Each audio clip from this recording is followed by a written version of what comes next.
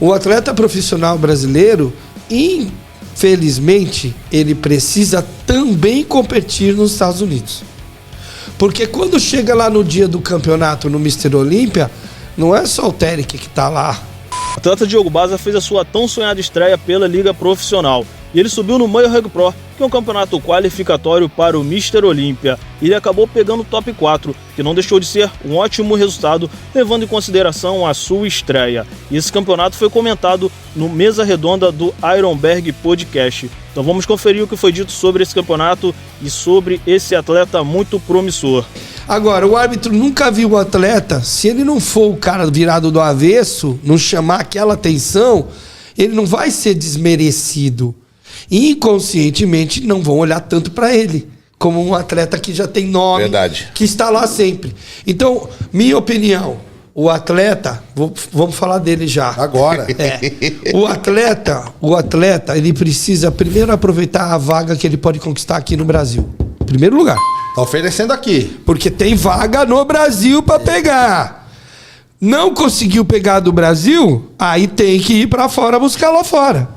Agora, se o atleta tem patrocínio e condição financeira, vai aqui e vai lá também. Sabe por quê? Quem não é visto não é lembrado. E o profissional, ainda mais na categoria Mass Physique e Classic Physique, tem centenas e milhares de atletas bons. De atletas bons que estão competitivos durante o ano todo. Não estão? Então o cara que só vai no Europa, no Pro Show lá da Europa, classificou, ficou lá escondidinho, chega lá no Olímpia, se o cara não é o cara, nem fica entre os 15. Entendeu? Ah, mas o cara era bom. O cara era bom, mas quantas vezes ele foi competir nos Estados Unidos? Não tem jeito. Você acha que ainda existe isso? Não é que existe, isso é inerente a nós, seres humanos. Você não tem um cérebro, um potencial cerebral como um computador, que se eu colocar 200 pessoas, você vai analisar as 200 de forma igual. Só quem toma Adderall tem Você entendeu? Porque você é ser humano, entendeu? Não é uma máquina. Então é óbvio que quando você vai julgar, por melhor árbitro que você seja, você vai olhar mais para aquilo que você conhece. Eu percebi isso quando eu ia arbitrar os mundiais. Eu vi muitos atletas que eu nunca tinha visto na vida. A primeira vez que eu estava vendo o cara era ali. E o outro também, e o outro também. Então, por não ter nenhum conhecido, eu tinha que prestar muita atenção em todos. Todos. Muda aí a hashtag. Bota agora todos. Então, eu estou falando por experiência. Sempre fui um árbitro justo, mas a mente humana falha. Adderall. Entendeu? E ela falha não de propósito. É erro humano. Falhar acontece. Então, o cara tem que ir lá. E aproveitando para falar isso, tá aqui um exemplo. O Baza foi lá fora estrear na categoria Mass Physique profissional. Não é a primeira competição dele. Não é a primeira dele como pro, porque ele estreou aqui. Porque... Eu acho que ele competiu aqui. Não, porque eu escutei que é o debut dele no Mas não nesse campeonato, é o segundo já, não é? Dá uma olhada aí, vê o perfil dele. Que eu escutei foi o debut dele no Pro. Desce um pouco e ficou em quarto lugar. Não, ele não, a chance dele competir era na Bahia, e quando ele competiu na Bahia, ele iria para outro. Não, é amador, não, aí, ó. É amador? Sobe então. Só sobe. Que eu escutei na mídia que foi o debut dele no Pro. Tá aí, ó. Foi uma excelente estreia, na minha opinião. Conjunto bom. Linha ombro bom, braço bom, cintura fina, dorsal estreia no profissional lá, tá escrito. Ó. Viu? Ó, tá vendo? Que marca de bermuda ele usa? Não sei. Tá escrito ali. Chulaware? Isso, marca chula. Tá bom, marca chula. Chulo pra nós não é algo bom, né? Mas lá fora pode ser que seja bom. Depende do local. Agora, olhando pra ele, eu já sabendo, conhecendo ele, já treinou na minha academia, que tem uma linha muito boa, é um grande Mass Physique. No amador eu tinha certeza que ganharia o Pro. Eu disse pra ele lá em... Foi em Piracicaba? Foi, eu também chamei ele pra conversar no Piracicaba. Eu chamei lá no Piracicaba e falei assim: Baza, você vai virar Pro. Você tem a certeza disso. Eu também chamei ele. A única coisa que a gente precisa saber é como você vai ficar do lado dos prós. E eu comentei olha lá, Pinto Cabral, olha lá, parabéns pela excelente estreia no Pro, amigo.